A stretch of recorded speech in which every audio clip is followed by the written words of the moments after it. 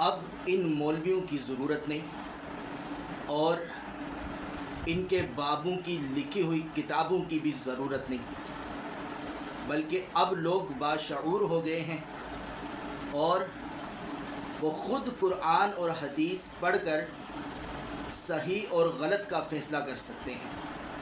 وہ خود قرآن پڑھ کر اپنے مسائل نکال سکتے ہیں اور وہ دیکھ سکتے ہیں کیا صحیح ہے کیا غلط ہے۔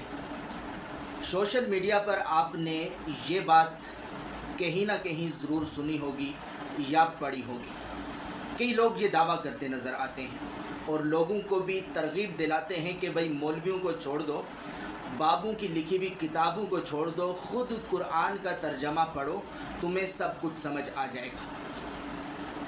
اس بات کو میں نہ غلط کہتا ہوں نہ میں صحیح کہتا ہوں، یہ صحیح ہے یا غلط ہے میں اس تبصرے میں نہیں جاتا، میں یہاں پر صرف ایک سوال چھوڑ کر جا رہا ہوں جو اس دعوے کے صحیح یا غلط ہونے کا فیصلہ کرنے کے لیے کافی ہے۔ اگر آپ بذات خود یہ دعویٰ کرتے ہیں کہ مجھے علماء کی ضرورت نہیں ہے، ان سے دین پوچھنے کی ضرورت نہیں ہے، بزرگان دین کی لکھی ہوئی کتابیں پڑھ کر دین سیکھنے کی ضرورت نہیں ہے، بلکہ میں خود قرآن کا ترجمہ پڑھوں گا اور میں سب کچھ سمجھ جاؤں گا، تو پھر یہ سوال آپ خود پر اپلائی کریں، آپ کے سامنے فیصلہ آ جائے گا۔ اور اگر کوئی اور یہ دعویٰ کرتا ہے تو آپ یہ سوال اسے دیں تو بھی آپ کو اس کے بارے میں بھی فیصلہ آپ کو مل جائے گا۔ اب سوال کی طرف آتے ہیں۔ قرآن کریم کی ابتدا ہوتی ہے بسم اللہ الرحمن الرحیم سے۔ جب آپ قرآن پڑھتے ہیں تو سب سے پہلے پڑھتے ہیں بسم اللہ الرحمن الرحیم، قرآن میں لکھا ہوا یہ ہے۔ سب سے پہلے تو تعوذ پڑھتے ہیں اعوذ باللہ من الشیطان الرجیم، لیکن جب آپ لکھائی دیکھیں گے تو سب سے پہلے لکھا ہے بسم اللہ الرحمن الرحیم۔ آپ بسم اللہ الرحمن الرحیم کے جب ترجمے پڑھنے جاتے ہیں تو عموماً دو ترجمے آتے ہیں، دونوں ہی درست ہیں۔ بعض ترجمہ کرتے ہیں اللہ کے نام سے شروع جو نہایت مہربان رحمت والا، اور بعض نے ترجمہ کیا شروع اللہ کے نام سے جو نہایت مہربان رحمت والا۔ ترجمے دونوں درست ہیں، لیکن سوال کیا ہے آئیے وہ میں آپ کو رائٹنگ کے ساتھ سمجھاتا ہوں۔ قرآن کریم کے تراجم میں آپ کو بسم اللہ الرحمن الرحیم کے دو طرح کے ترجمے ملیں گے، اللہ کے نام سے شروع جو نہایت مہربان رحمت والا، یا پھر شروع اللہ کے نام سے جو نہایت مہربان رحمت والا۔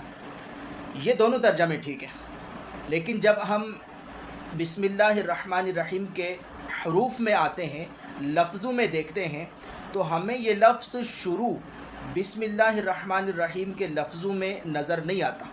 آپ دیکھیے با کا ترجمہ ہے سے یا ساتھ، اسم کا ترجمہ ہے نام، اس میں جلالت اللہ کا ترجمہ ہے اللہ، الرحمن کا ترجمہ ہے نہایت مہربان، الرحیم کا ترجمہ ہے رحمت والا۔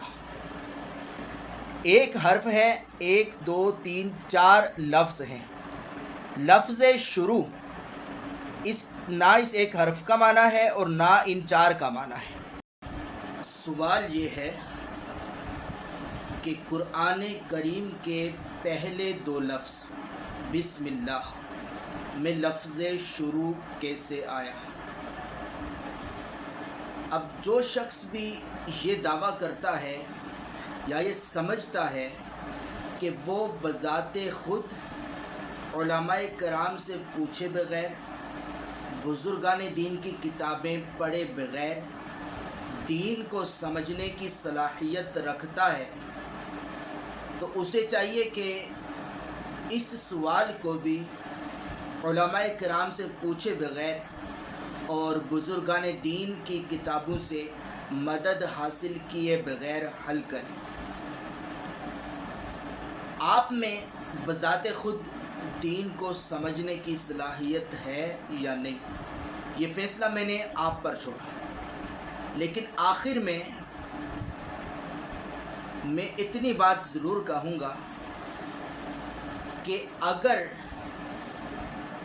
آپ کو قرآن کریم کے پہلے 2 لفظ بسم اللہ میں کے ترجمے میں لفظ شروع کہاں سے آیا، اس بات کو سمجھنے کے لیے علماء کرام اور بزرگان دین سے مدد لینی پڑی، تو یہ بات ایک سلیم الفطرت بندے کے لیے کافی ہے کہ وہ جان لے کہ جب وہ قرآن کے پہلے 2 لفظوں کا معنی علماء کرام کی مدد کے بغیر نہیں سمجھ سکتا، بزرگان دین کی کتابوں کے پڑھے بغیر نہیں سمجھ سکتا، تو آخر وہ پورے قرآن کریم کو علماء کرام اور بزرگان دین سے مدد حاصل کیے بغیر کیسے سمجھ سکے گا۔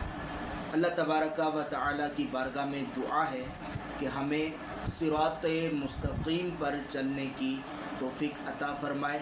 وہ صراط مستقیم کہ اللہ نے فرمایا صراط الذین انعمت علیہم وما علینا الا البلاغ المبین۔ السلام علیکم ورحمۃ اللہ وبرکاتہ۔